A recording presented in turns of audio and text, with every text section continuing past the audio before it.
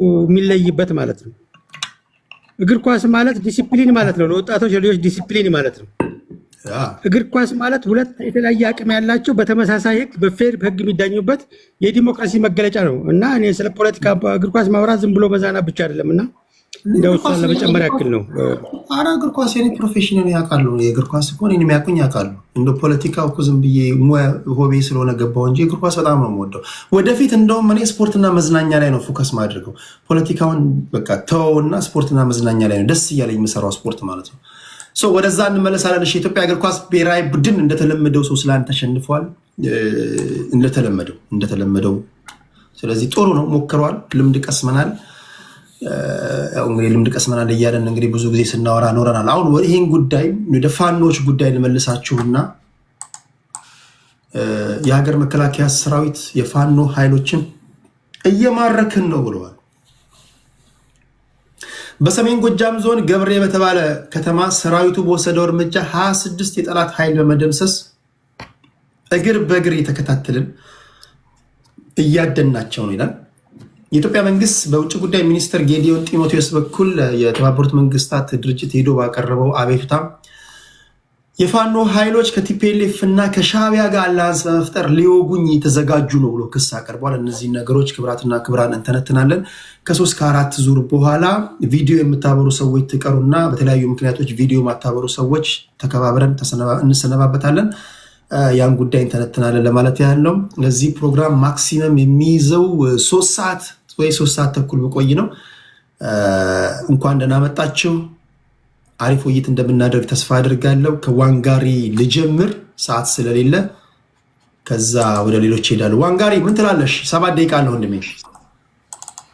እንግዲህ ያው መቼም በጣም ያሳዝናል። የእርስ በርሱን ጠላት እየተባባል ይሄ ቶን መቼ እንደሚቀየር እና መቼ ለመቀየር እንደምንዘጋጅ ራሱ እንግዲህ ያው አስቸጋሪ ነው። ጦረኝነት በጣም ተጠናውቶናል። የጦረኝነት ባህላችን በጣም ልንፋታው የሚገባ ከጦረኝነት አሁን ዘመኑ ጦረኝነትን አይደለም የሚፈልገው። ዘመኑ የተጋፈጡብንን ትልልቅ ችግሮች ተጋፍጦ ማሸነፍን ነው የሚፈልገውና በእርግጥ የፋኖ ኃይሎች እንደተመቱ በርካታ እንትኖች እየገቡ ነው።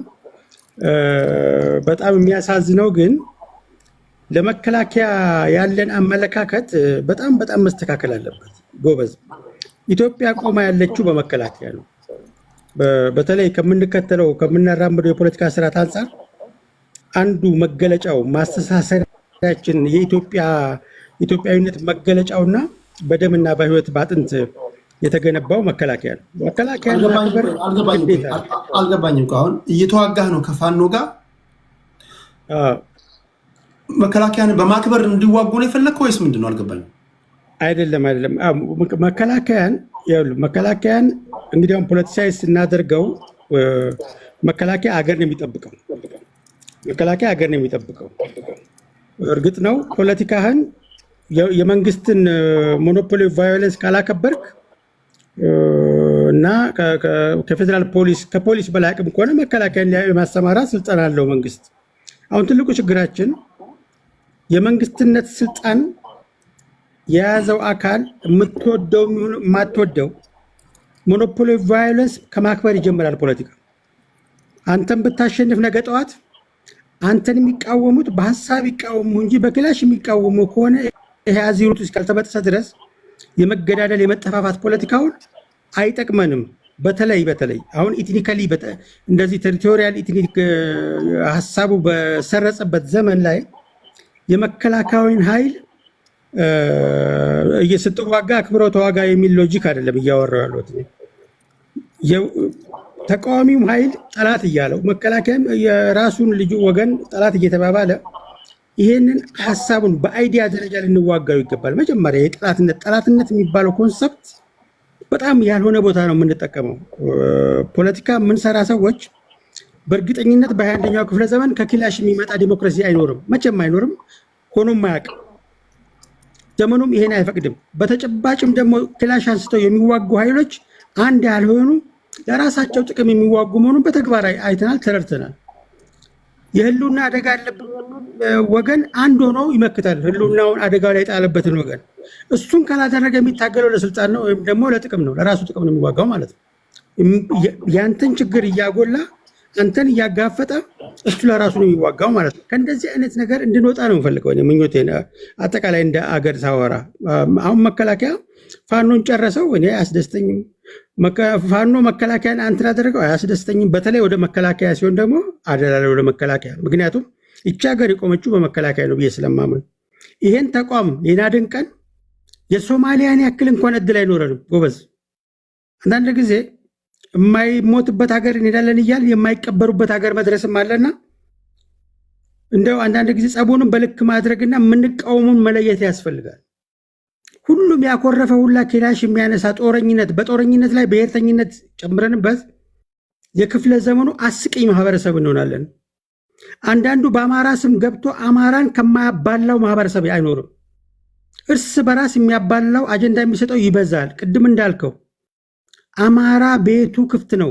ማንም ገብቶ እንደፈለገ የሚያዋጋው የሚያባላው ይህን ትልቅ ማህበረሰብ በሱ ስም ህገ መንግስት ቀርጸው ጨቋኝ ብለው አፈር ሲያበሉት የነበሩ ሰዎች አማራ ነፃ ያወጣሉ ተብሎ አይታመንም። ሎጂካሊ በምንም መስፈርት እንዲህ አይነት ፖለቲካ ልናቆም ይገባል። የተንኮል ፖለቲካ፣ የሸፍጥ ፖለቲካ፣ የቅናት ፖለቲካ፣ የመርዝ ፖለቲካ ይህን ማቆም አለብን።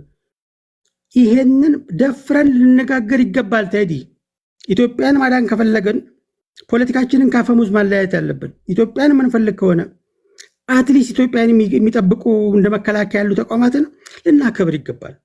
መከላከያ ስናወራ ኦሮሞ አለ፣ አማራ አለ፣ ትግሬ አለ፣ ሶማሌው አለ፣ አፋሩ አለ፣ ወላይታው አለ፣ የሌለ የለም። ያ ሰው የሚሞተው ለኢትዮጵያ ድንበር ነው። አንተ ክልል የብለህ ሰው ትገላለህ፣ ከክልል ወጣ ብለህ ይሄንን ነው። እንደዚህ አይነት መርዝ አይዲያዎችን ነው መታገል ያለብን። ለመዘመን የምንፈልግ ከሆነ ፖለቲካችንን ማዘመን የምንፈልግ ከሆነ ማደግ ያለብን ወደዚህ ሌቭል ነው። ዲስከሽናችንም ኦሪንቴሽን ዲስኮርሱም መሆን ያለበት እንዴት አድርገን ነው ከዚህ የምንወጣው፣ ከአዙሪቱ የምንወጣው። እሺ ጣልክ ነገ ጧት የዶክተር አብይ መንግስት ከበደ መጣ። የከበደ መንግስት ደግሞ የሚጥል ሌላ የዱጉማ መንግስት ይመጣል። እንደዚህ ያን ከአዙሪቱ የምንበት ሰው መቼ ነው? 70 ዓመት ሞከር ነው እኮ ተገዳደልን እኮ አልነው። አሁን ጭራሽ አይን ለአይን መታየት የማይፈልጉት አንድ ጋር ተምደን ደግሞ እንጥላለን ይላል። ይሄ ማለት ማህበረሰቡን የማይሞቱበት ሀገር ወስዳለሁ ብሎ የማይቀበሩበት ሀገር ማድረስ ማለት ነው። ስቴትለስ ስንሆን እንደ ኢትዮጵያ ያለ ማህበረሰብ ላለፉት 30-40 ዓመታት የተረጨው መርዝ የሶማሊያን ያክል እንኳን እድል አይሰጠንም። እንዲህ አይነት የእብደት ፖለቲካን ልንጋፈጠው ነው የሚገባው፣ ትክክል ስላልሆነ ማለት ነው።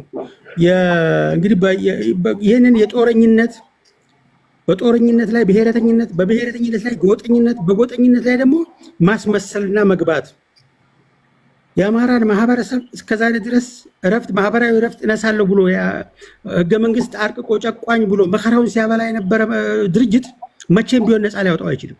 መቼም ቢሆን እቃህን የሰረቀህን አብረህ እቃህን የምትፈልገው ከሆነ መቼም ያን እቃህን አታገኝም።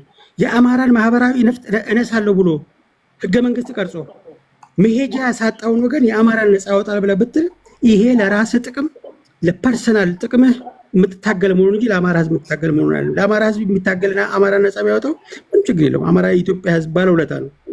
ነገር ግን ፖለቲካችን እንደ አገር ስለታመመ አማራን የሚጠቅመው ነው ኦሮሞን የሚጠቅመው ነው ትግሬውን የሚጠቅመው ነፃ እናውጣውና ይሄን አስተሳሰቡ ከእንደዚህ አይነት ሸፋፍ አስተሳሰብ ነፃ እናውጣውና ስለ ፖለቲካ ዲስኮርስ እናውራ። የአንተ ቤት በዛ ሌቭል እንዲወራበት ስለፈልግምና ከፍ እንዲል ስለፈልግ ነው።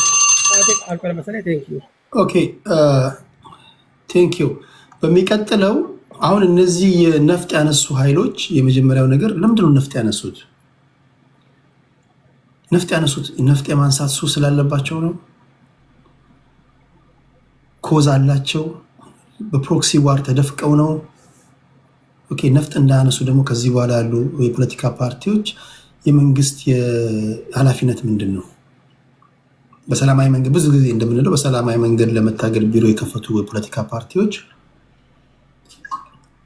ምህዳሩ ምቹ አይደለም፣ ጠበበብን። ልክ እንደ ገዢው ፓርቲ እኛም በነፃነት ሀሳባችንን ለመሸጥ መድረክ እያጣን ነው።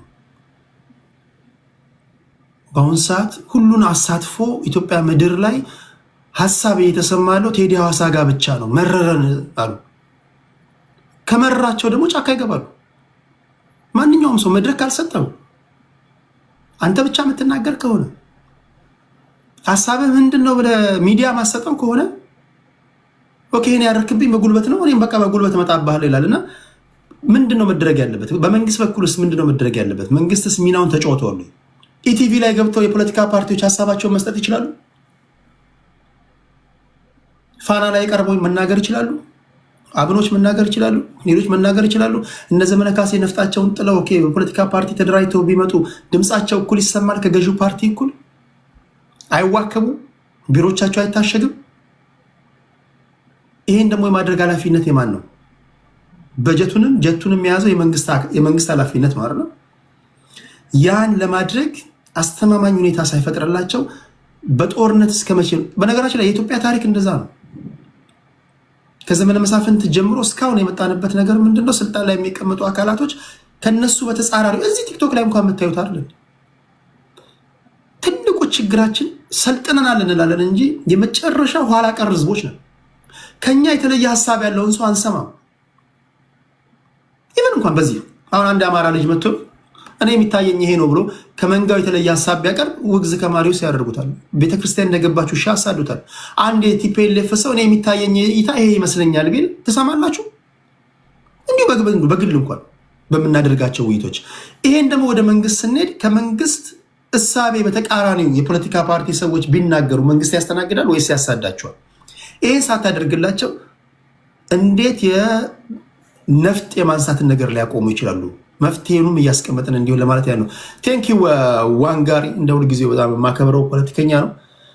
ዞሮ ሲመጣ ሀሳቡን ይነግረናል። እሺ ይሄ ለሁላችሁ ማሰብ ያለባችሁ ነገር ነው። ይህንንም እያሰባችሁ የመንግስት ደጋፊዎች ከዚህ ውስጥ ያላችሁ ማለት ነው። ታምራት 7 ደቂቃ አለው ወንድሜ።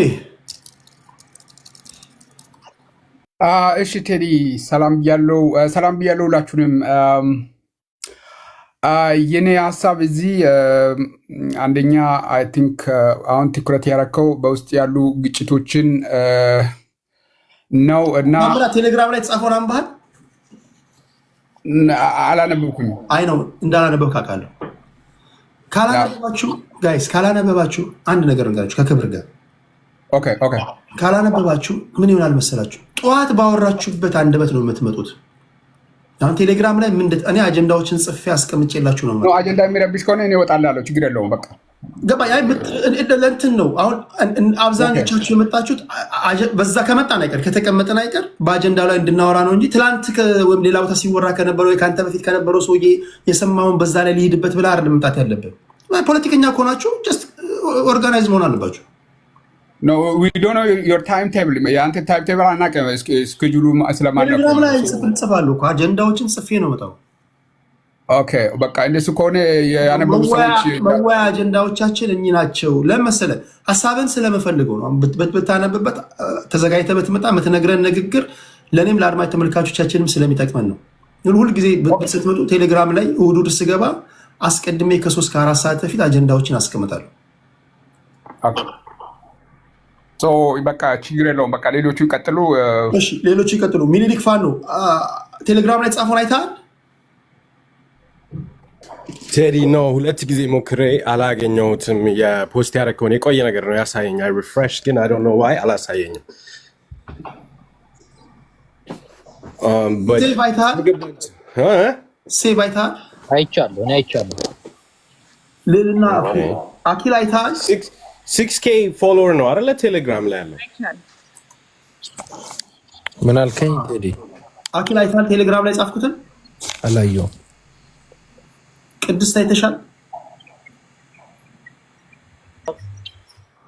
ቡላላ አንብበሃል? ቴሌግራም ላይ ጻፍኩትን አልዋሽህም። አሁን ቼክ እያደረግኩት ነበረ። ይሄ እንዲለመድ ነው። ለመሰላችሁ እኔ በሲሪየስ ነው እኮ ስመጣ በሲሪየስ ነው መጣው። እናንተ በሲሪየስ እንደምትመጡ ነው ታሳቢ ማድረገው።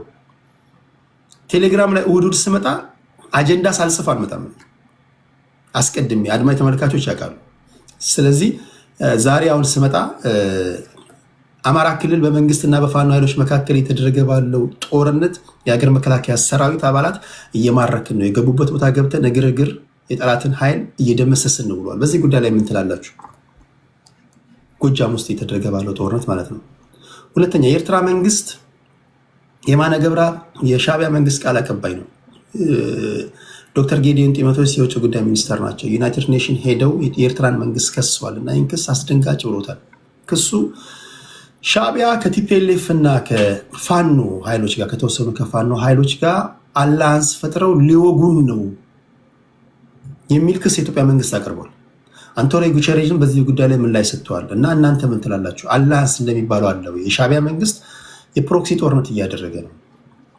ይሄ ከእውነት የራቀ ውሸት ነው ብሏል ቃል አቀባዩ። እና እኚህ ናቸው። በሚቀጥለው ለምን እኔ ትልቅ ቦታ ነው የምሰጣችኋል። ፖለቲከኞች ስለሆናችሁ እንደው ዝም ብላችሁ ስታልፉ ስላያችሁ ላይ የምትልኩ ሰዎች አይደላችሁም። እና በዛ አውድ ስለሆነ ቻርጅ ነው የሚያሳየኝ እዚህ ጋር ቻርጅ ላድርግ።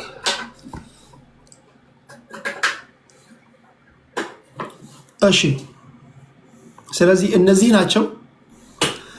ነገ ከነገ ወዲያ የምትመጡ ሰዎች መጀመሪያ እሁድ እኔ ጋር ሪኩዌስት ከመላካችሁ በፊት ቴሌግራም ላይ ሄዳችሁ ቴዲ ምን ጽፏል ብላችሁ አይታችሁ ተዘጋጅታችሁ እንድትመጡ ይሁን። ይሄን የማደርገው ምንድነው? አንደኛ እንድትዘጋጁ ነው። ሁለተኛ ኦርጋናይዝድ እንድትሆኑ ነው። ኦኬ፣ በዚህ አውድ ነው። ሁላችሁም አሁን አይታችሁታል ብዬ ተስፋ አደርጋለሁ።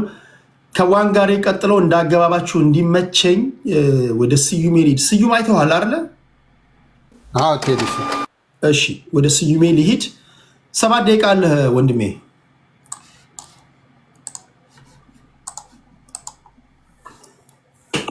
ስዩሜ ቀጥል። እሺ አመሰግናለሁ ቴዲ።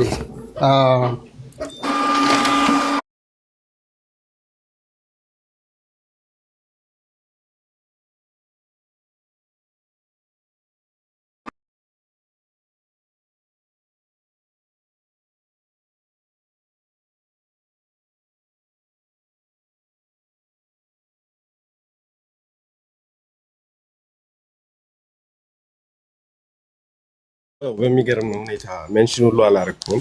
ከዚህ ሁሉ መሀል ማየት አድናቂ ነኝ። ኤኒዌይስ አጠር አድርጌ ለማንሳት ያህል እንደዚህ ነው።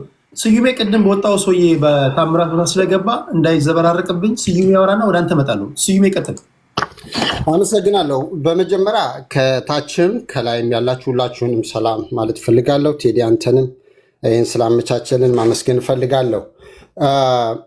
ቀጥተኛ በአንተ አጀንዳ መሰረት ለመሄድ አማራ ክልል የተጀመረው ጦርነት የዛሬ ኦልሬዲ 3 ዓመት ሊያስቆጥር የደረሰበት ሁኔታ አለ። አንድ የአማራ ተወላጆችም መላው ኢትዮጵያ ሕዝብ መረዳት ያለበት ነገር ቢኖር አንድ አካባቢ የሚደረግ ጦርነትም ሆነ የፖለቲካ ልዩነት መላው ሀገሪቷን የሚያናጋ ሁሉም ኢትዮጵያዊ የሚመለከት ጉዳይ ነው። በዚህም የመጣ በፌዴራል መንግስቱና በአማራ ክልል በታጠቁ ኃይሎች የሚደረገው ጦርነት በአንድም በሌላ መልኩ የእያንዳንዳችን የሚመለከት ጉዳይ ነው።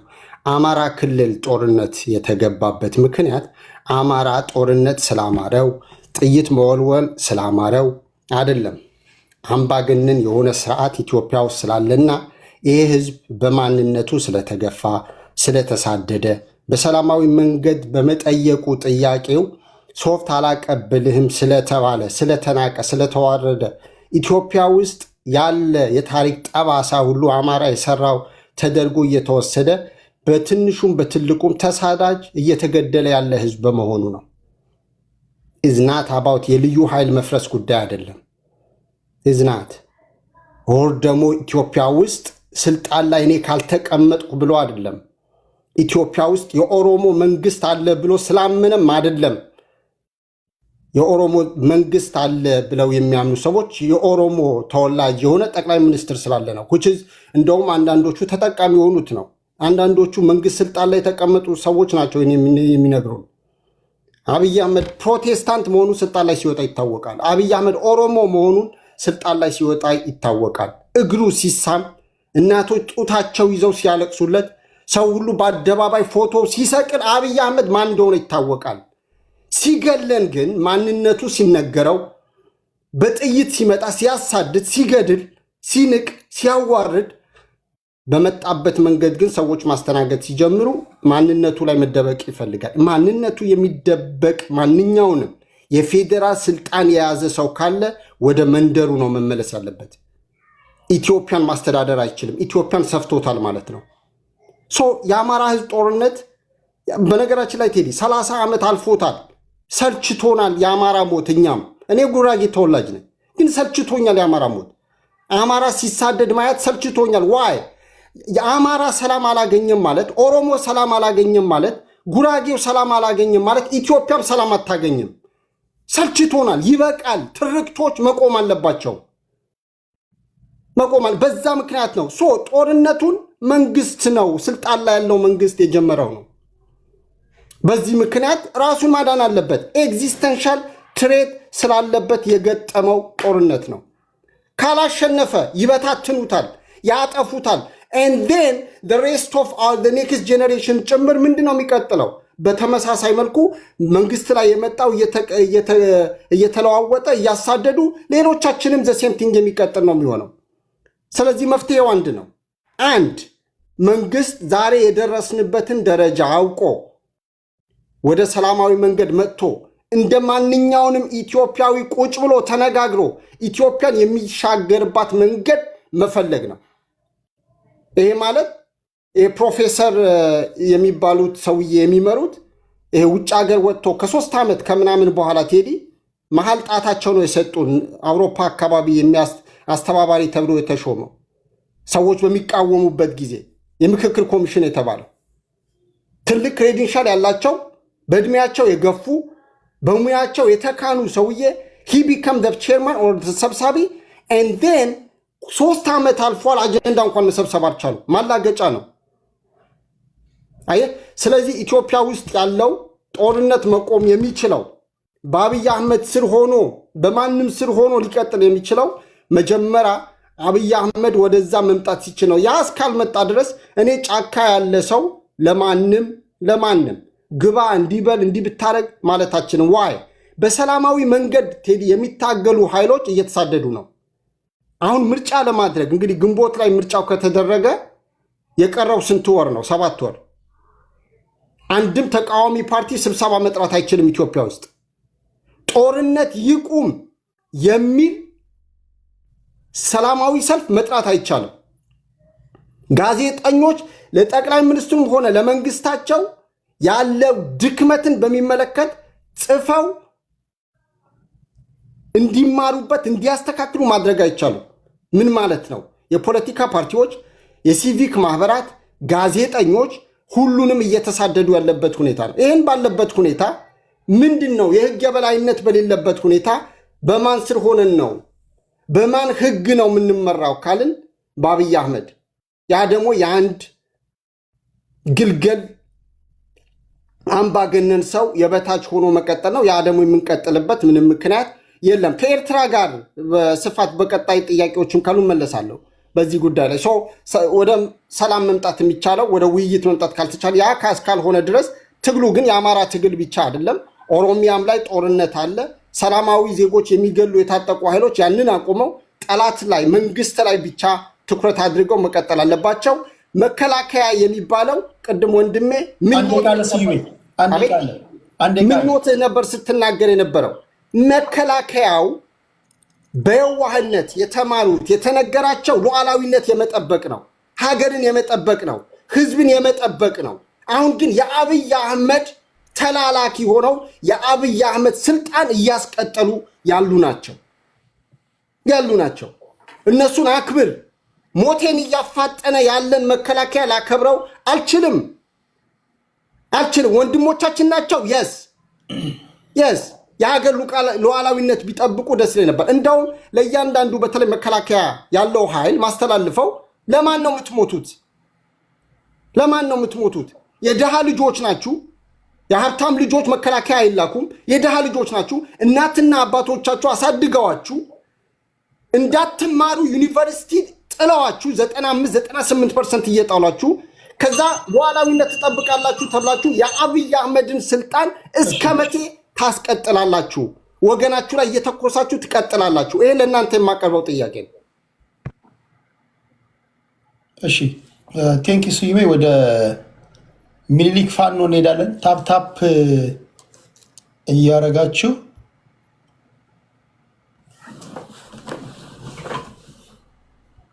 ሚኒሊክ ፋኖ ያንተ ነው።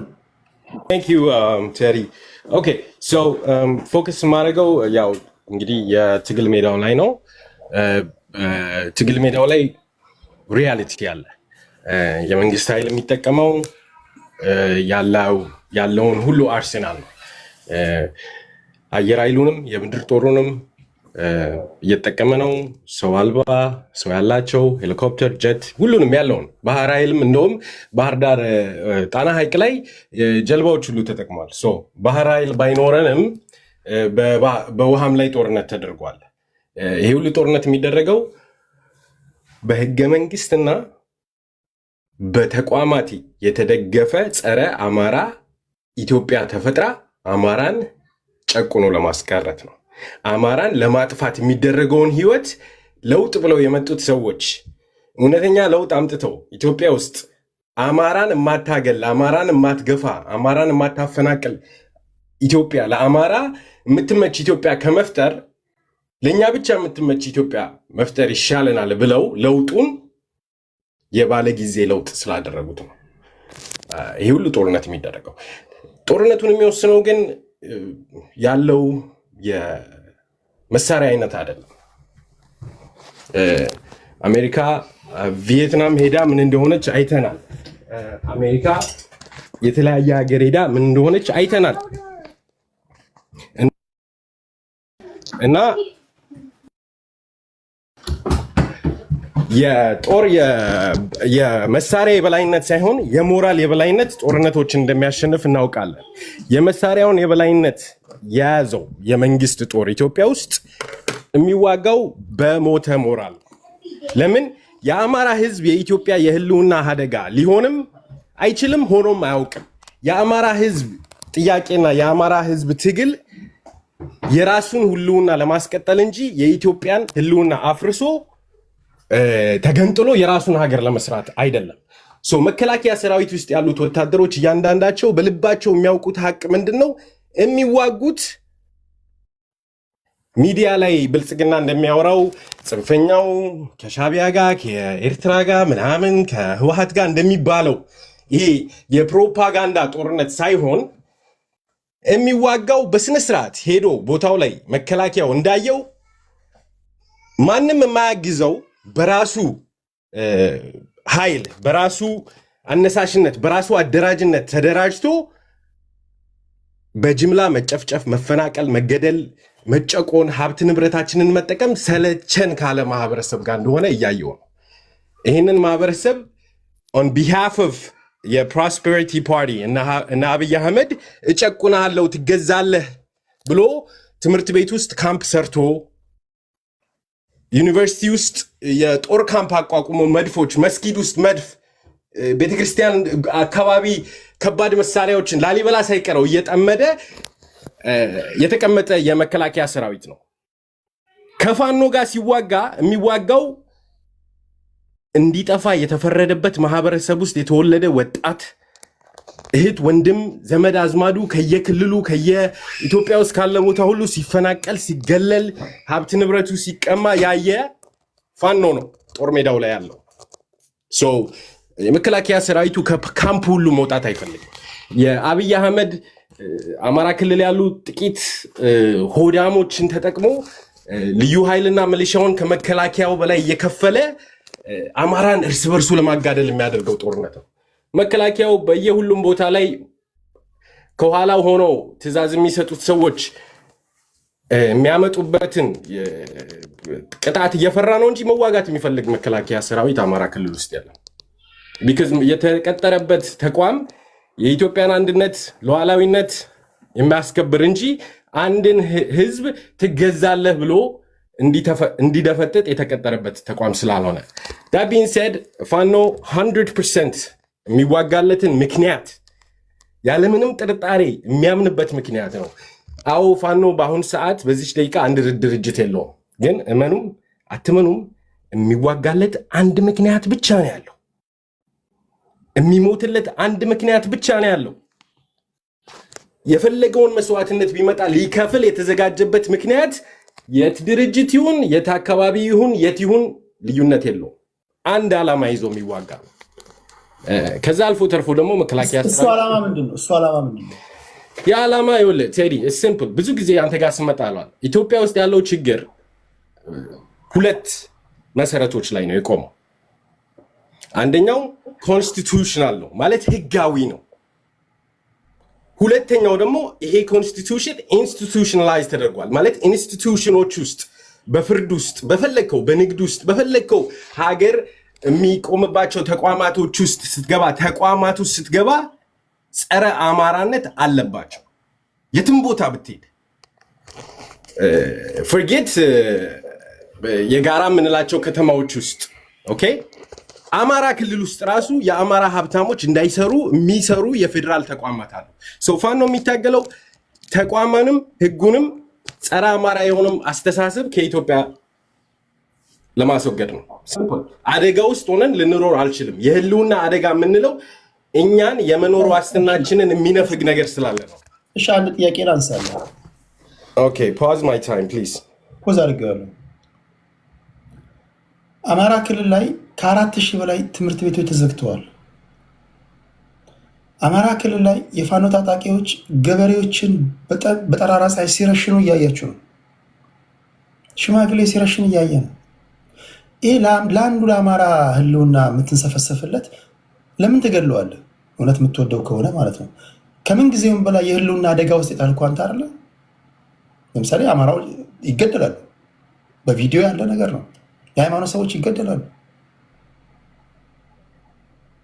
አዘሴም ታይም ደግሞ ለህልውናችን ነው የምንታገለው ስትል አንተ ስትገለው ህልውና አይሆንም፣ ሌላው ሲገለው ህልውና የሚሆነው ማለት ነው። ይሄ አይጋጭም ወይ ነው? እስኪ ይሄን አስረዳ። ኦኬ የአማራ ገበሬዎችን ፋኖ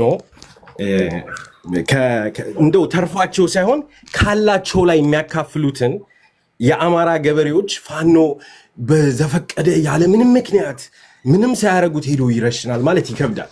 እኔ አሁን እንደዚህ አይነት ክሌም ባመጣ ኤቪደንስ ትለኛለህ። የምታወራው ነገር ደግሞ እንደ ኤቪደንስ ልታመጣ የምትችለው አንድ ወይንም ሁለት ቪዲዮዎች ካሉ ግለሰቦቹ ላይ የተወሰደውን እርምጃ ማንኛውም አመራርም ግለሰብም ደጋፊም አውግዞታል። ምክንያቱን ግን ጠይቀናልም አውቀናል እንጂ ፋኖ ሄዶ ገበሬ ይገላል የሚለው ነገር it doesn't make sense። ፋኖ እኮ በአሜሪካና አውሮፓ በተቀመጡ ኢትዮጵያውያን ስንቅና የሚያስፈልገው ነገር ሁሉ እየተሟላለት አይደለም የሚዋጋው። ፋኖ የሚዋጋው የአማራ ህዝብ የጀርባ አጥንቱ ሆኖ እየደገፈው ስላለ ነው ፋኖ የሚዋጋው። ያ ህዝብ ደግሞ በአብዛኛው ገበሬ ነው። ፋኖ ገበሬውን የሚገልበት ምክንያት የለውም። ትምህርት ቤቶች ያልከው ግን በጣም ቁልፍ ነገር ነው። ምክንያቱም አይደለም ትምህርት ቤቶችን የሃይማኖት ተቋማቶችን ለፋኖ መጥቶ እንዳያሸንፈኝ የሚያመች ቦታ ከሆነ ወታደሮችን ለማሳደር የሚያመች ቦታ ከሆነ ያለምንም ከልካይ ያለምንም ጠያቂ ካምፕ አደርገዋለሁ ብሎ የገባ የመከላከያ ሰራዊት አለ። የህፃናት ትምህርት ቤት በል ህፃናቱ እንዳይመጡ ካምፕ አድርገነዋል። ማንም የሚጠይቃቸው የለም። የከፍተኛ የትምህርት ተቋሚውን ገብተው ወታደሮች ካምፕ አድርገውታል። እንደዛ ገብተው ደግሞ ካምፕ ያላረጉትን የትምህርት ተቋም እዛ ትምህርት ቤት የሚማሩትን ተማሪዎች እንደው ድንገት በሆነ አጋጣሚ ካምፕ ያላረጉት ትምህርት ቤት ካለ እዛ ትምህርት ቤት የሚማሩ ተማሪዎች ላይ ጾታዊ ጥቃት ይፈጽማሉ። ከፈለግ ከነማስረጃው ልልክልህ እችላለሁ። ይሄን መከላከያ ሰራዊቶች በአማራ ክልል ገብተው የአማራ ተማሪዎችን የተለያየ ጾታዊ ጥቃት ሲያደርጉባቸው የተመዘገቡ ምን ያሉ አሉ።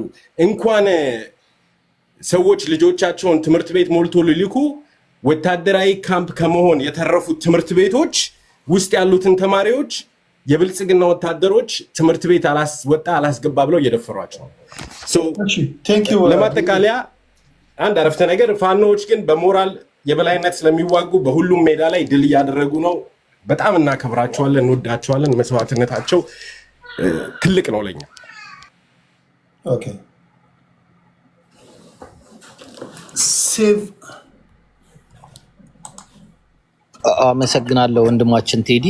በምስጋና ጀምራለሁ ለምትሰጠን ፍጹም ገለልተኛ የሆነና ፍትሃዊ መድረክ አመስግነን እንጀምራለን። ቅድም እንዳልከው ሀገሪቷ ውስጥ ከሚጸባረቀው 5% እንኳን ነፃነት የዚህን ቤት አያክልም ማለት ነው።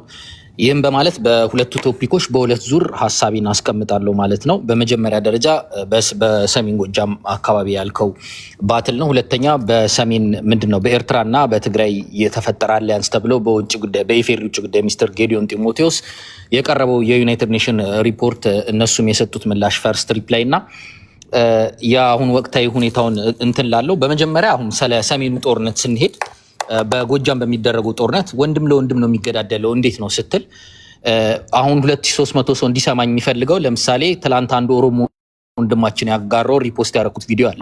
አንድ ምስኪን የኦሮሞ ልዩ ኃይል አማራ ክልል ትገባለህ ተብሎ እባካችሁ እጄም በደም አጨማለቃችሁት ኢትዮጵያንን እየገደልኩ ነው ወንድሜን እናቴ ቀበረች የዛሬ 2 ወር ዛሬ ደግሞ እኔም እዛ አማራ ክልል ገብቼ ልሞት ነው እባካችሁ ተውን እያሉ ነው።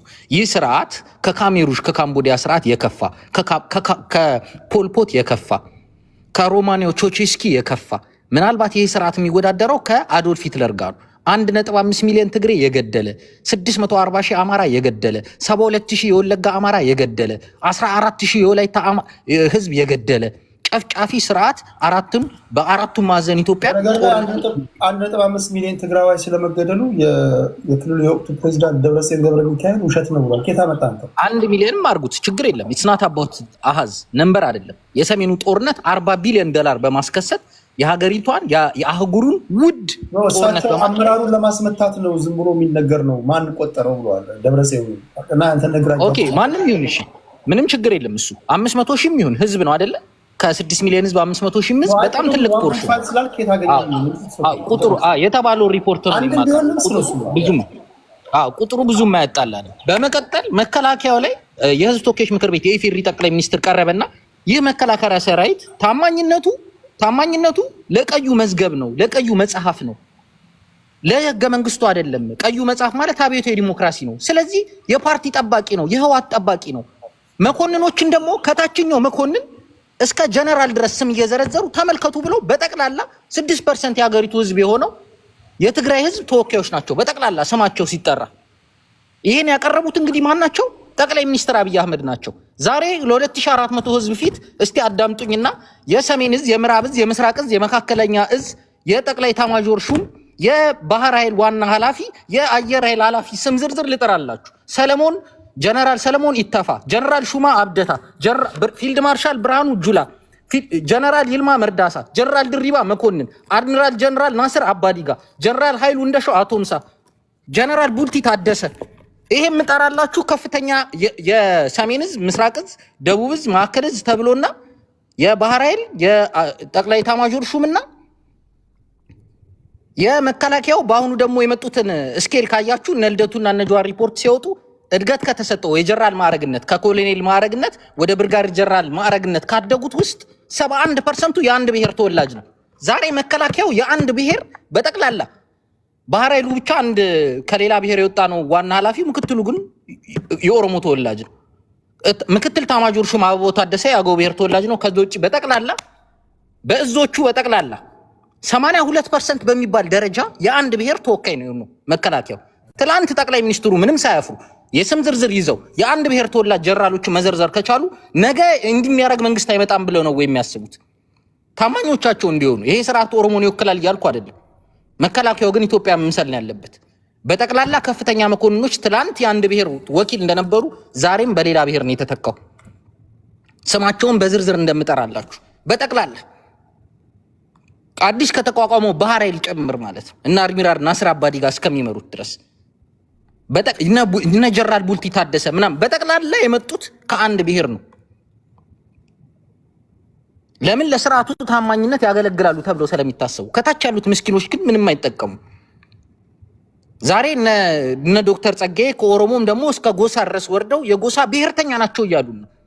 ይሄ ስርዓት ፋኖን በጽንፈኝነት የሚከስ ከሆነ በአራቱ ማዕዘን እንዴት ከኦነግ ጋርም እየተዋጋ ከህወሓት ጋርም እየተዋጋ ጉራጌ ክልል ጠያቂ ጋርም እየተዋጋ ወላይታ ክልል ጠያቂ ጋርም እየተዋጋ ከሁሉም የህዝብ ወኪል ነን ከሚሉና ከፓርቲዎች ጋር የምትዋጋ ከሆነ አንድ ትምህርት ቤት ውስጥ ከሁሉም ተማሪ ጋር የሚደባደብ ተማሪ እሱ ነው ወንጀለኛው፣ ጥፋተኛው። ቴዲ ሐዋሳ በትምህርት ቤት በሚማርበት ሰዓት 8ኛ ክፍል ከሙሉ ከ20 ተማሪው ጋር 12 ተማሪ ጋር ከተደባደብክ ቴዲ ዱርዬ ነህ ወይ የአመል ችግር አለብህ ማለት ነው። 12ቱንም አይ የአመል ችግር አለባቸው ቴዲ ጨዋ ነው ሊባል አይችልም። ከኦሮሞ ከሰፊ ኦሮሞ ህዝብ ጋር ከአማራ ጋር ከትግሬ ጋር ከወላይታ ጋር ከጉራጌ ጋር ከጌዲዮ ጋር የምትጣላ ከሆነ አንተ ነህ ዱርዬው። የጸብ መፍቻ ክህሎት የለም። ሀገር ማስተዳደር አትችልም ማለት ነው። ለሁሉም ምክንያት ልትሰጥ አትችልም። ሁሉንም ጽንፈኛ ልትል አትችልም። የኤርትራና የትግሬን ጉዳይ በኋላ መለስበታለሁ። አሁን ተፈጠረ ስለሚባለው አሊያንስ ሚሊታሪ በጀት ምን ያክል አደገ ምናምን የሚለውን በሁለተኛ ዙር ሄድበታል። አሁን ግን አማራ ክልል የሚካሄደው የህልውና ትግል በሰላም ተጠይቆ ጠቅላይ ሚኒስትሩ ያልቅሱ እንኳን ትጥቅ ቀበቶ እናስፈታለን ብለው ያልቅሱና ምንም አያመጡም ብለው የጀመርነው ጦርነት ነው። አማራጭ አተን የሰላም በር እኮ ሙሉ ለሙሉ ተጠርቅሞ እኮ ነው። ፕሮሲጀር አለው። የስነ ስርዓት ህግ እንኳን የማይከበርበት አካሄድ ነው ያለው አይደል? የፓርላማ አባል ህዝብ መርጦ ያስቀመጠውን የፓርላማ አባል ያለመከሰስ መብት ሳያነሳ ነው የሚያስረው። በክርስቲያን ታደለ መወከል ያልቻለ አማራ ፋኖን ይደግፋል፣ ዘመነ ካሴን ይደግፋል፣ እስክንድር ነጋ ምናምን ይደግፋል። በጃልበቴ መወከል በጀዋር መሐመድ መወከል ያልቻለ ኦሮሞ ኦነግን ይደግፋል። በልደቷ እያለ መወከል ያልቻለ አማራ ግዴታ ትጥቅ ትግል ነው የምንደግፈው ማለት ነው። በፓርላማ ድምጽ የማይሰማ ከሆነ አግሬሲቭሊ የኦህዴድ ብሔርተኛ እኔን ሁለተኛ ዜጋ ሊያደርገኝ አዲስ አበባ ፊንፊኔ ናት ኦሮሞ ባለቤት ናት ሲል እኔ ባለቤት አይደለም ተከራይ ነኝ ማለት ነው። ባለቤት ካለው ማለት ነው። ባለቤት ደግሞ ውጣ ሲል ተለቃለህ ከቤቱ ተከራይ ነህ ማለት ነው። ይሄን እየተቃወምን ባለንበት ሰዓት ህዝብ ድምጽ የሚሆነን የአማራን ህዝብ መፈናቀል መገደል ድምጽ የሚሆን የእድገት ጥያቄ ሶሻል ፖለቲካል ኢኮኖሚካል ጥያቄ የሚጠይቁ የፓርላማ አባሎች የሚታሰሩ ከሆነ የፖለቲካ ፓርቲ አመራሮች እሺ አመሰብ እነ ዶክተር ወንደሰን የሚታሰሩ ከሆነ በጠቅላላ የአብን ከኢዜማም ከየትኛውም ፓርቲ ተለቃቅመው የህዝብ ጥያቄ በስትክክል ለወዳደር አንሆንም ብለው የሚያቀርቡት የሚታሰሩ ከሆነ በጠራራ ፀሐይ የሚገደሉ ከሆነ ጋዜጠኞች የሚሰደዱ የሚታፈኑ ከሆነ ግዴታ ማሸነፍ የምንችለው በትጥቅ ትግል ኦንሊ ሪዞሉሽን። በኢትዮጵያ በ3000 ዓመት ታሪክ እንደዚህ እንደ ቅጠል ህዝብ የረገፈበት ታሪክ የለም። የሰገሌው ጦርነት አስከፊ ጦርነት እንደዚህ ህዝብ አላረገፈ። ከአራቱም ማዕዘን መንግስት ጥፋተኛ ነው የምትለው ከአራቱም ማዕዘን ከአንድ ቡድን ብቻ ጋር አይደለም እየተዋጋ ያለው ከአራቱም ማዕዘን ማለት ነው። ስለዚህ የፖለቲካ ፓርቲዎች ጋዜጠኞች ሁሉም ተጠርቅመው በተዘጉና ልክ ኢህአዲግ እስከሚወድቅ ድረስ 99.4% እያሸነፍኩ ነው ብሎ እንደሚነግረን እንደነበረው ሙሉ ለሙሉ የሰላም በር ዘግቶ ትጥቅ አታንሳ ሙተህ ለቅ አይለንም። በፌስታል ስንቀበር ራሱ ዶክመንተሪ እያሳየን መተከል ላይ በፌስታል ስንቀበር ወለጋ ላይ ጉራ ፈርዳ ሆሮ ምንድነው ሆሮ ጉዱሩ ቄለም እየታረድን ዶክመንተሪ እየሰራ እያሳየን ከዛ ትጥቅ አንስተህ ህልውናን አታስከብር ሊለን አይችልም። ተገደን የገባንበት ትግል ነው ይሄ ትግል። አመሰግናለሁ። ሁለተኛ ዙር ቀጥላለሁ። ቴንክ ዩ ሴቫችን እቺስ የልጅ እሳት ነው የሚተፋው። ታፕ እያረጋችሁ ታፕ እያረጋችሁ የብሔሬ ጉዳይ የሚጨንቃችሁ ካላችሁ የማንኪያ ነገድ ነኝ። የማንኪያ ብሔር ነን። ታፕ አድርግ። ኢትዮጵያ ምድር ላይ ሰፊ የሆነ መገፋት መገለል የደረሰብን በቁጥር አናሳ እየተባለን ከፖለቲካ የተገፋን ከማህበራዊ ጉዳይ የተገፋን በቁጥር 1500 ነን። ልብ ግን አለን። ልብ አለን። ስለዚህ ታፕ እያረጋችሁ የማንኪያ ብሔር ተወላጆች በሙሉ ልዕልና ወደ አንቺ ልምጣ። ቴሪሻ የማንኪያ ብሔር የታደላችሁ ይመስለኛል። አዲስ ፖይንት ላይ አንዳንዴ ሳስበው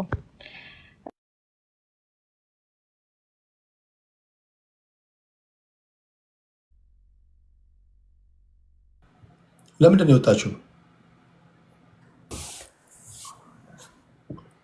ኔትወርክ ነው ያስወጣሽ? አሮ ነው አስወጣኝ። አይ ሃቭ ኖ አይዲያ። አላየሁም አላሽም ኖቴን እንትን እያልኩኝ ነበር። አይ ኔትወርክ ነው ያስወጣሽ እንጂ ሞዴሬተሮች ያላችሁ ከኔ ስቴጅ ላይ ያለኔ ፍቃድ ሰው ያወረዳችሁ ሰዓት ይሄ ውርደት ነው። በጣም የተከበሩ ሰዎች ናቸው በነገራችን ላይ ሞዴሬተሮች። ኔትወርክ ነው። እሺ ቀጥይ ይለና ቴንክ ዩ ከሶስት አልቃሽ በኋላ ካረከኝ መቼም ፈረድክብኝ ማለት ነው። ለሶስት አልቃሽ መመለስ በጣም ትንሽ ይከብዳል። ወይ መደራጀት አልቻሉ ወይ ፕሮብሌማቸውን they don't get the shit together። ትልቁ ችግር የሆነው መደራጀት ሳልችል የዓለም የኢትዮጵያን የምታክል ፓወር አስረክበኝ እያልክ ነው እያሉ በሶሻል ሚዲያ ላይ የሚጮሁ ሰዎች ናቸው የሚያስቁኝ ማለት ነው። አንዳንዶቹ ተደብቀው የሻቢያን አጀንዳ የሚያዘጋጁ ናቸው ብዬ ነው ማምነው።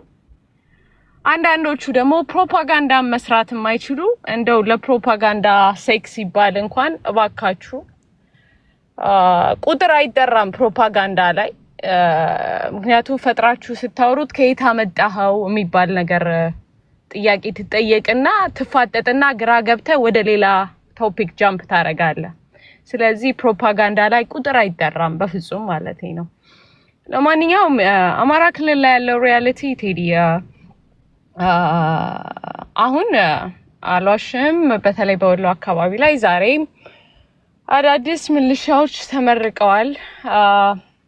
እየጠነከሩ ነው ከቀን ወደ ቀን ብዬ ነው ማምነው። የተፈጠረ ኢንሲደንስ አለ። ባለፈው በተፈጠረው ነገር ከውስጥ እርዳታ አግኝተዋል የሚል አመለካከት ነው እኔ ያለኝ። ያ ምክንያቱም እንደዛ አይነት ሲቹዌሽን ሀፕን አያረግም ነበር ብዬ ነበር ባለፈው አንተ ቤትም ነግሬ ነበረ እና በመንግስት በኩል እንደውም በሆነ ሰው አካውንታቢሊቲ መምጣት አለበት የሚል ነገር ነበረ እንትን ያልኩት። አብኖች ወጣው ይሄ ነገር መደረግ አለበት ሲሉ ስቴትመንት ያወጡትን አይቻለሁ እና ትልቅ ነገር ነው ብዬ ነው ማምነው ይሄንን ነገር ለማስተካከል ማለት ነው። በዚህ በፋኖነን በሚሉ ሰዎች አዲስ ፖይንት ላይ የተወሰኑት አሏሽም ሁሉም ልል አልችልም፣ መልስ ያልሰጡትን ልፈርጃቸው አልችልም። ግን ከቲፒኤልኤፍ ቀሚስ ስርና ከሻቢያ ቀሚስ ስር ተደብቀው አማራን እናድናለን ኢትዮጵያን እናድናለን ብለው እየታገሉ ያሉ አሉ። አስመሳይነት ነው ብዬ ነው ማምነው እንጂ የስልጣን ጥምነትና የተቀጠሩ ባንዳዎች ለኢጅፕት አላማ ለማሳካት እየጣሩ ያሉ ሰዎች ናቸው ብዬ ናቸው። እነዚህ ሰዎች ደግሞ የመመለስም የመነጋገርም አላማ አላቸው ብዬ አላምንም።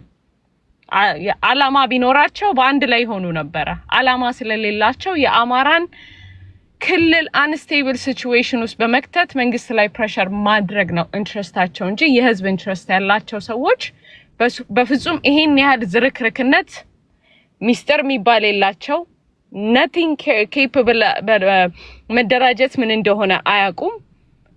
all they want is የአማራ ክልልን ፓወር። አንዳንዶቹ የአማራ ክልልን ፓወር ይላሉ፣ አንዳንዶቹ የፌደራልን በጠቅላላ ፓወርም የሚሉ አሉ። እነሱ ሰዎች ደግሞ በፍጹም ስልጣን የሚባል ነገር እንኳን ስልጣን በስልጣን በር ማለፍ አለባቸው ብዬ አላምንም። አልዋሽም። ያለው ሪያሊቲ ያ ነው። አሁን ያለው ሲቹዌሽን በምክትል ጠቅላይ ሚኒስትሩም በኩል ትክክለኛ ሜሴጅ ተልኮል ብዬ ነው እማምነው። ለመጀመሪያ ጊዜ ምክትል ጠቅላይ ሚኒስትሩ እንደዚህ አይነት ቶን በሚመስል ግልጽ የሆነ መልእክት ሲያስተላልፍ አይቼው አላቅም። እንደውም ወንድሞቻችን ጫካ ያሉት ወንድሞቻችን ምናምን በሚል ቶን ነበረ። አሁን ግን የተናገረው ነገር ክሊርሊ ከኑጋ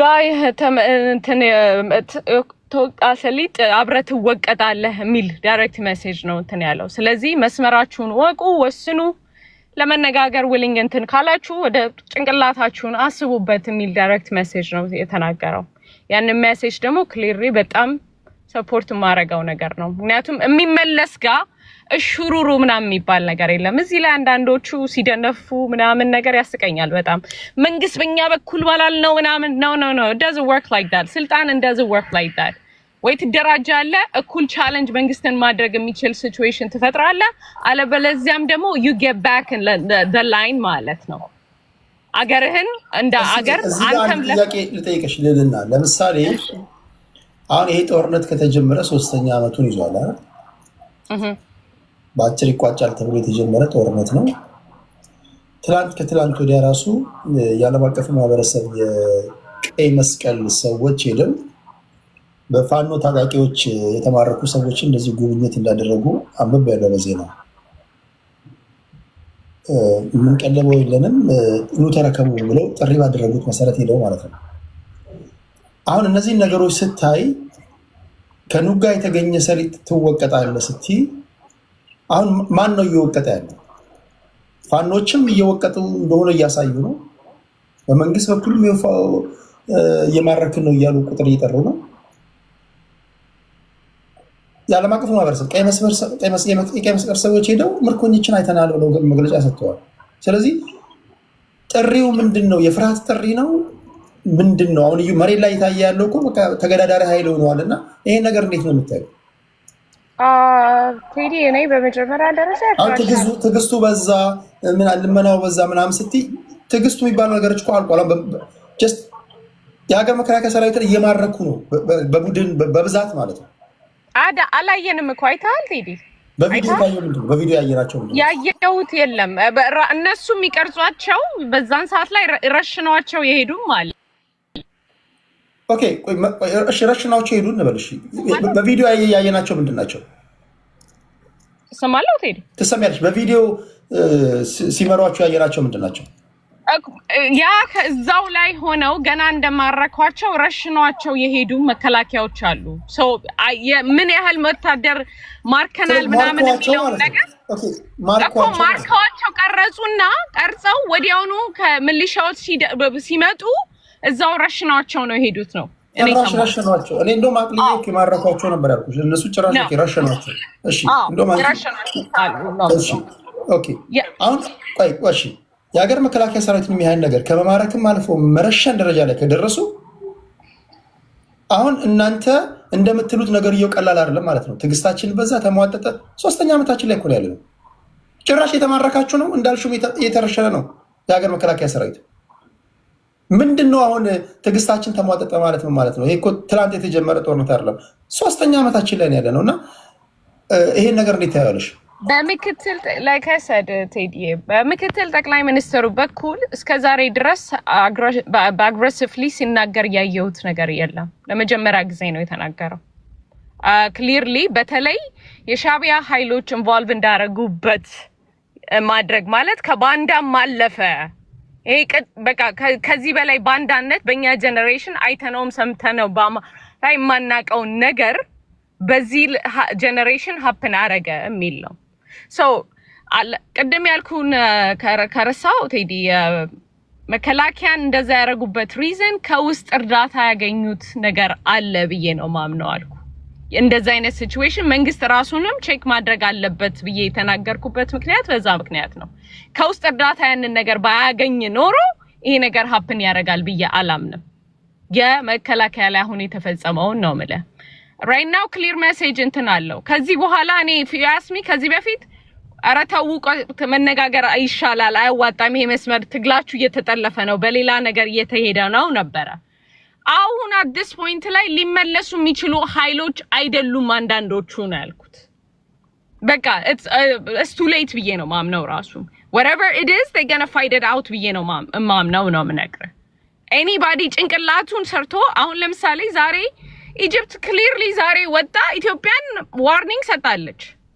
ኢትዮጵያን በገርድ አላምናትም፣ ስለዚህ የራሴን እንትኖች ዲሲዥኖች አደርጋለሁ አታክም እንደማድረግ ሁላ ቦልድሊ ስቴትመንት ነው የሰጠችው።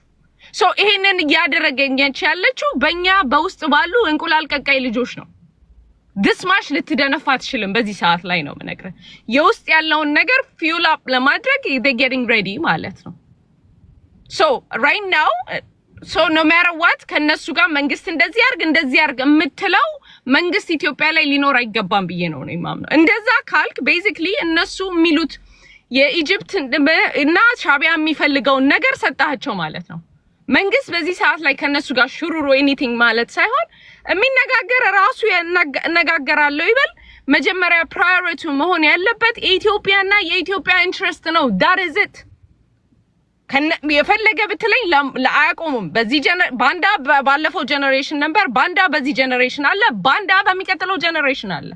በኢትዮጵያ ናሽናል ኢንትረስት የሚደራደር መንግስት በዚህ ሰዓት ላይ እኔ ማየት አልፈልግም። ምክንያቱም በየአቅጣጫው የምታይናቸው ሳይኖች እንደዛ ናቸው ማለት ነው። ሌላው እንትን የተናገርከው ነገር አለ ቴዲ ፋምናት ተሳስቼ እንዳይሆን ብዬ ነው። አንቶኒዮ ባንዴራስ መልስ ሰጠ ብለሃል ወይስ ሌላ ነገር ነው ያልከው? ልክ እንትን ሳረግ ነበረ ነው ለተባበሩት መንግስታት ድርጅት ዶክተር ጌዲዮን ጢሞቴዎስ የኤርትራን ጉዳይ ክስ አቅርበዋል። ለተባበሩት መንግስታት ድርጅት ያ መልስ ሰጥቷል። አንቶኒዮ ጉተሬዝም መልስ ማለት ሰጥቷል። አልሰጠም ቴዲ I don't know ከየት እንዳገኘው አላውቅም። if you can share it ግን officially ግን እኔ I guarantee you እሱን ቼክ every day ነው ማድረገው። እስካሁን ሰዓት ድረስ አንቶኒዮ የሰጠው እንትን የለም። በተወሰኑ በኢትዮጵያ ዩቲዩብ እና በሶሻል ሚዲያ ላይ ተሰጥቷል ብሎ እያወሩት ያለ አለ። በኦፊሻሊ በሱ እንትንና የተሰጠ ነገር የለም። ፈርስት ፖስት ላይ ነው ያየሁት። ኦኬ ከሱ ከራሱ ነው ምነገር እንደዚህ አይነት ነገር ዳይሬክትሊ ከነሱ ነው መጀመሪያ የሚወጣው በዩኤን በኩል ነው ማለት በዩኤን በኩል ምክንያቱም የተለያዩ ኢንፎርሜሽኖች እንደዚህ አይነት ኢምፕላንት ለማድረግ የሚጠቀሙባቸው ሲስተም አለ። ምላሽ ሰጠ ሲሉት ከዚህ ቀደም ከኤርትራና ከኢትዮጵያ ጋር ከነበረው ቴንሽን ጋር ያይዘው ከዚህ ቀደም የሰጠው ሊሆን ይችላል እንጂ ስፔሲፊካሊ ከዚህ ጋርም ላይሆን ይችላል። ግን የኤርትራ መንግስት በዚህ ነገር ላይ አሁን በተፈጠረው ነገር ላይ ግን የሰጠው ነገር የለም እስካሁን ሰዓት ድረስ ነው ማለት ሰዓት ሲያለቀ መለሳለሁ። ቴንክ ዩ ቴዲ።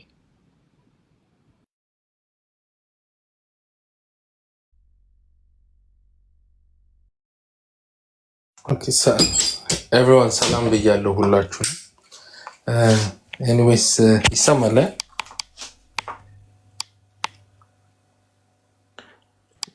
ይሰማኛል። ኦኬ ሰላም ብያለሁ። ኤኒዌይስ ያው የብልጽግና ሰዎች አንቶኒዮ ባንዴራስ እና አንቶኒዮ ጉቴሬዝን ከማይለዩ ሰዎች ጋር ነው እንግዲህ እየተወያየን ያለ ነው። በዚሁ አጋጣሚ አንቶኒዮ ባንዴራስ ፊልም አክተር ነው። አንቶኒዮ ጉቴሬዝ ደግሞ የዩኤን ሰው ነው እና ያው እንግዲህ ትሪ ጠፍቶ በጋራ አብረን እየበላን ያለ ነው። የፖለቲካውንም ሌቭል በጣም አወርደውታል። በዚሁ አጋጣሚ ብልጽግና ፋኖን አሸንፍ ያለው መትቻለሁ ምናምን ያለው ከፍተኛ በተለያየ በተሳተፈበት ቦታ ሁሉ ስለተዋረደ አንድም የተማረከ ፋኖ ወይ የተደመሰሰ ፋኖ ሳያሳይ አውርቷል። ፋኖ ግን አንድ ቦታ ሳይሆን 2-3 ቦታ ላይ አንድም ሁለትም ሳይሆን በመቶዎች የሚቆጠር መከላከያ ሰራዊትን ማርኮ አሳይቷል። በቅርቡ 16 ከፍተኛ መቁሰል ያለባቸው ለሕክምና በጣም አንገብጋቢ ኬዝ ላይ ያሉትን ለቀይ መስቀል አሳልፎ ሰጥቷል። ባይዘው በዚህ አጋጣሚ ለቀይ መስቀል የሰጣቸው ወታደሮች ፋኖ በትምህርት ቤት ውስጥ ደስ ብሎት ሪላክስ አድርጎ የተማረኩትን እዛው አስቀምጧቸዋል። መንግስት እነዛን ሄዶ አሁን